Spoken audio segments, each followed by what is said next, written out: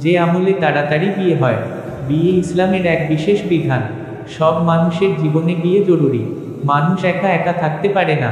বিয়ের মাধ্যমে মানুষ নিজের জীবন সঙ্গিনী খুঁজে পায়, প্রশান্তির ছায়া লাভ করে। হালাল ও পবিত্র বংশধারা বজায় রাখার জন্য বিয়ের বিকল্প নেই। এটি নবীদের সুন্নত। তাই মা বাবা বা অভিভাবকদের উচিত সন্তান বা ভাই বোন বিয়ের উপযুক্ত হলে তাদের বিয়ের ব্যবস্থা করা।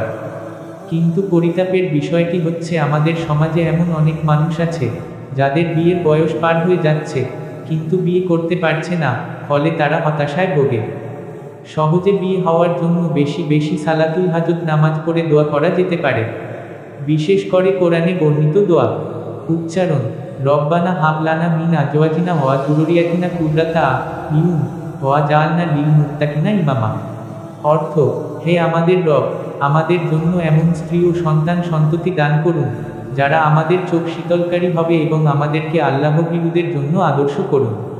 সূরা ফুরকান, আয়াত ৭৪।